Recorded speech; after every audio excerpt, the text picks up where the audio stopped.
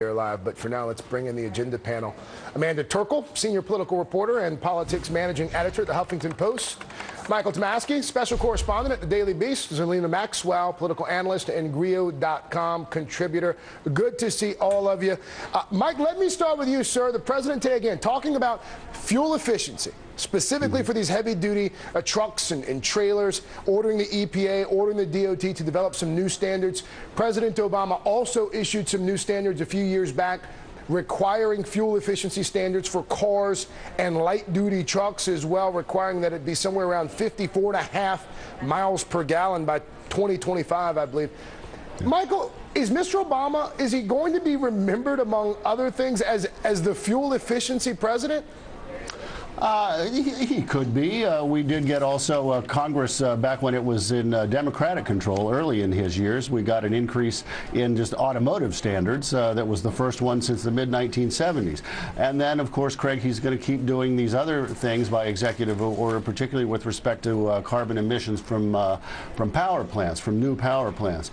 So, you know, he's doing everything that he can, given the fact that Congress is always going to say no, no, no, now that it's controlled by Republicans, the House anyway, and Republicans have enough to block in the Senate. He's doing everything he can, and I think it's good policy and good politics.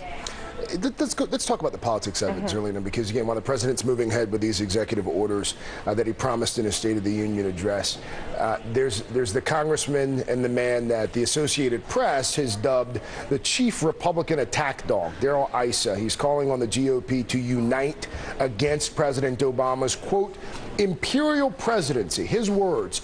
Issa also gave a speech last night in New Hampshire where he didn't stop there. In addition to criticizing President Obama, he spent a fair amount of time blaming Hillary Clinton for Benghazi. The president is a tyrant, and Hillary caused the attack on the embassy. We can sit here and pretend like that's not the argument, and that's not an argument that resonates with a large swath of the American public, but it does. Right. Why?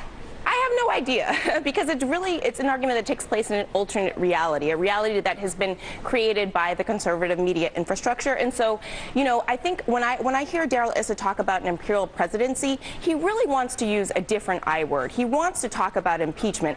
But first, we talked in the beginning of the Obama presidency about him being illegitimate. And so we had birthers in the beginning of his presidency. Now we're talking about he's an imperial president, even though he has fewer executive orders than any president since Grover Cleveland. And really, that's just setting the stage for impeachment talk, talking about, you know, drumming up the drumbeat to completely take down this president. And I think that, you know, the American people are smarter than this. The Republican Party is too afraid of the Tea Party to actually govern the country. And so they're doing all of this rhetoric in order to distract from the fact that they don't actually want to do anything to help people.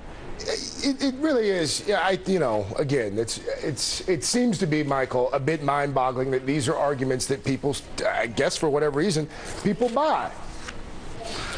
It depends on what percentage of people you're really talking about. You know, I mean, I wonder what percentage of independent voters really do buy now this. That's an important distinction. Of course the conservatives buy it. That's 1/3 of the country. Then the independents are another third, or 40% of the country. How many of them really buy this? I'm not sure. I think most independent voters would go with Obama. Obviously, fuel efficiency standards can be improved. Amanda, Republicans did use the stimulus anniversary yesterday to reiterate their opposition to the stimulus. Senator Mitch McConnell saying, in part, the stimulus is no success to celebrate. It is a tragedy to lament.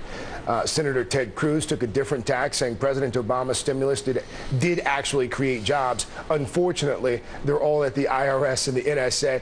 And here's Senator Marco Rubio. He released a clip on his YouTube channel. Take a look, take a listen. 5 years later, underemployment is still too high. The number of people that have dropped out of the workforce is astounding. Unemployment remains stubbornly high, and our economy isn't growing fast enough. Proof that massive government spending, particularly debt spending, is not the solution to our economic growth problems.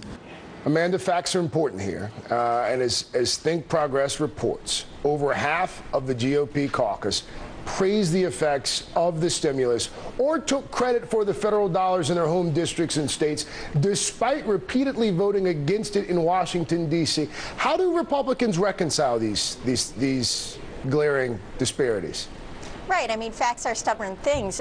They don't want to be out there nationally saying that they're for more government spending, but back in their districts, they recognize that infrastructure spending and all the spending from the stimulus was actually really good for their districts and something that the public supported, which is why they're out there at the ribbon cuttings with the giant scissors saying, look at all the money I'm bringing home for my district. And I mean, that's the same with many of these things that President Obama is doing. Fuel efficiency standards. That's something they should be supporting because energy independence is something that many Republicans say they would like to achieve, and that's what these fuel efficiency standards are doing. But they are very hesitant because they don't want to hand Democrats and Obama any sort of victory or say what you're doing is good ahead of the midterm elections. So they are simply going to be out there opposing whatever Obama and the Democrats propose, and meanwhile just avoiding anything controversial that could divide their caucus, things like immigration or reforming the tax code, because Republicans, John Boehner has said, the Republicans should not be the story ahead of the midterm elections. Zerlina, you know, what I think gets lost sometimes is, especially a lot of folks, you talk about these government bailouts, whether it's the auto bailout, the stimulus package.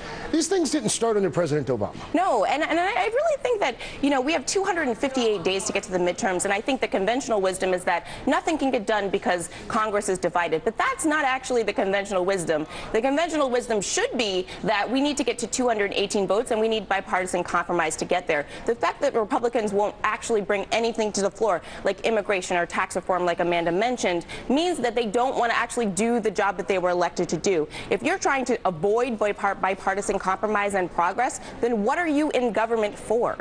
The next election. Right, exactly. The next election. Hey, Mike, you know, we've alluded to it, and I think we're all kind of talking about the same Washington Post article. There's today's Washington Post, Robert Costa's reporting that, quote, comprehensive immigration reform, tax reform, tweaks to the federal health care law, bipartisan deals on each are probably dead in the water for the rest of this Congress.